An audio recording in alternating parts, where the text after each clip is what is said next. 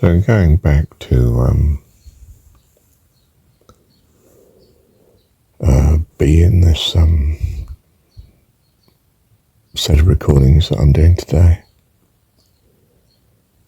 the ability that life seems to have to continue being, that doesn't mean to be, but to continue being, seems to be hope. The hope that there is meaning to, there is light at the end of the tunnel, if you like.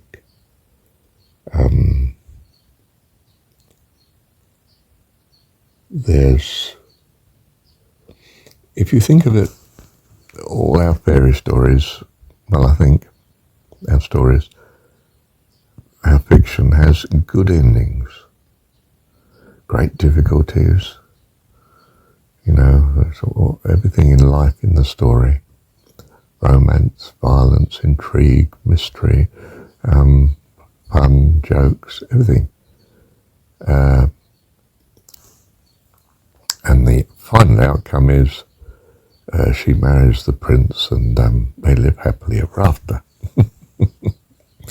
It's the same with religion, isn't it? I mean, the Jesus story, goodness, he even gets crucified, but that's all right because he's got life eternal and he reigns with his Father in heaven eternally and in glory and goodness, and everything's absolutely fine. Each story is fashioned on the need for hope. And if you have existentialist stories that have no hope but chaos as the expectation at the end, or ongoing chaos, well, they seem to be entertained by people that end up stopping themselves, depressed and turning to transitory alternatives, addictions, drugs, drink, oblivion in some form or another. And as an observer, we might want to say, well, they'd have been better with a false hope. They'd have had at least a happier transitory life, whether the hope came to fruition at the end or not. And after all, if when they're dead, they're just dead and there's nothing, well, everything was gained by having this meaning to life, wasn't it? It meant that the life you did have was happy. It had meaning. Well, perhaps that evaluation depends on what your values at present are. But I think in a sense you can see what I mean. That religion which is owned by the most people on earth at present is still Christianity. Depending on the definition, but something in the region of 2 billion, something like that, people owning that they see themselves as Christian. The next is Islam, I think, at 1.6 billion, and now I think it's Hinduism at 0.8, Buddhism at 0.4. The number of secular people is, owning specifically as not belonging to, or not rather adhering to, being part of any religion is a very small minority of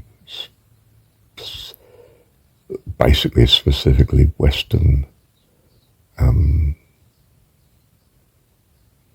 people. A minority within the Western people group. And even then, they may well believe in something that amounts to a religion as I see it, like humanism,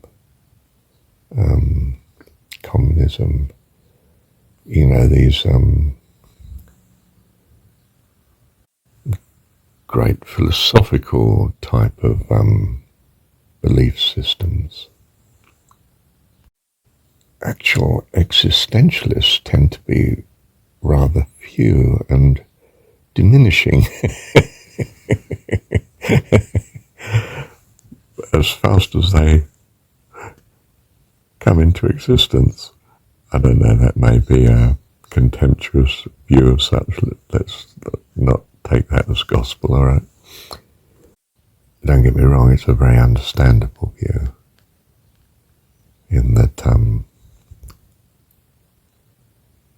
one can be overwhelmed by the problem of uncertainty. There's no question of that. I think our societies down the ages of this planet have adhered to various religious beliefs with good reason. Good in the sense that it's less harmful than not doing so. Whereas the purely secular view is that no, that's not so. They've been very harmful in the following ways. Trouble is, if you sweep these religions away, the social chaos and unrest that might follow is such a big change that you could get an awful lot wrong and find you've destroyed civilization by mistake. So the wise and experienced may err on the side of caution. Perhaps some sort of noble goal that is extant, is available, might be better than change that can so easily be catastrophic.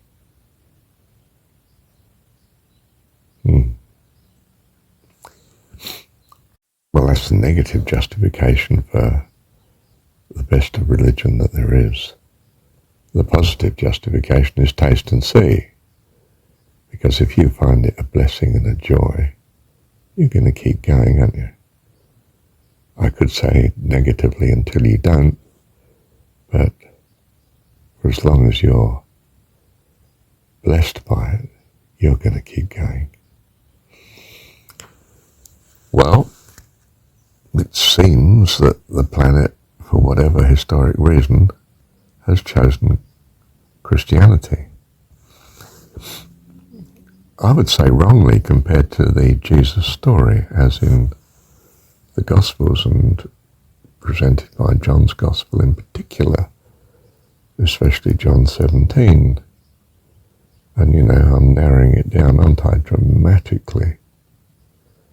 I don't think you would have come up with anything like the Christian religion if you're following earnestly John 17. And I don't mean that makes John 17 perfect, utterly, in all implications and so forth.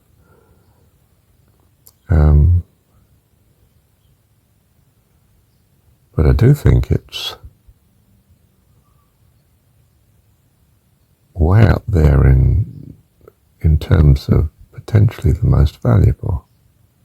Why do I think that? Well, I suppose I've practiced to some extent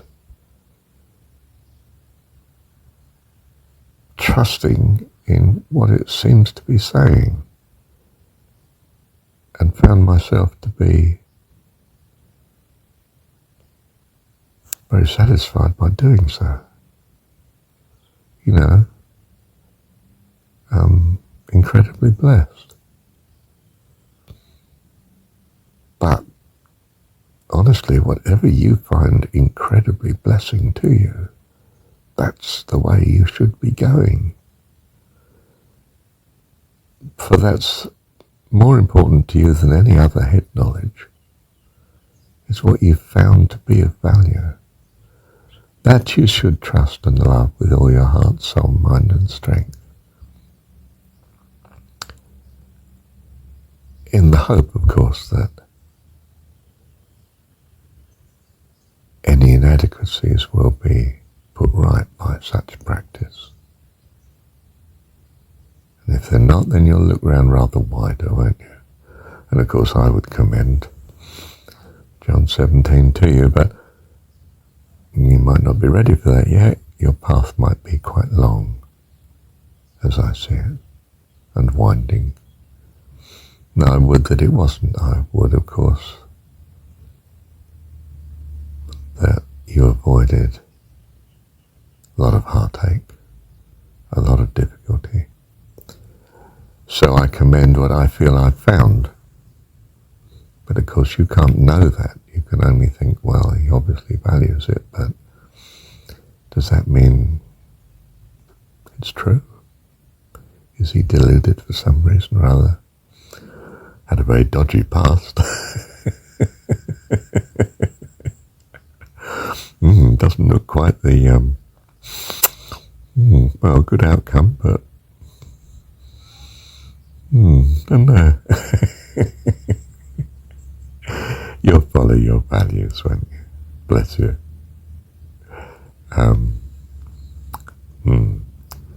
I still commend John 17 to you. And if you really don't like scripture, and you don't like Christian scripture in particular, you know, Jesus type stuff, well, I commend you, just practice thankfulness.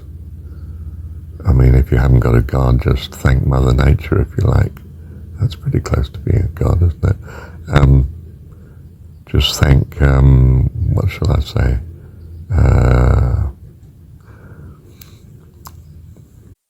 Providence. That's a nice loose word, isn't it? But be thankful, because thankfulness, the practice of being thankful, literally saying thank you out loud if necessary. You know, thank you for this beautiful day, even if you don't know who to thank. You'll want God to exist like I did. I think I did. And I was amazed that I wanted God to exist. And then I realized, well, I can choose to act as if he did exist. I don't know, but that's bringing me more happiness than not, so I'm doing it. So I trust in God whether he's there or not. And doing that has been such a blessing to me that I recommend it to everybody else. Of course. I'd be mad not to. I'd be unkind not to as well, wouldn't I? But I don't feel unkind. I feel very kind towards all life, because I've been so blessed and I want it to be blessed too. That's quite reasonable in my mind. And a great purpose in living. I'm here to help and be a blessing. And I get such a kick, I was going to say, I mean a good kick, such a blessing, such a joy out of being a blessing. It's just lovely to have helped someone from being unhappy to having meaning to life and being happy. And I'm part of that. That's great. I enjoy that. It's all joy, incredible joy and peace, full of hope. The things that I value, probably the things that you value too, almost certainly. Bless you. Thank you, Dad.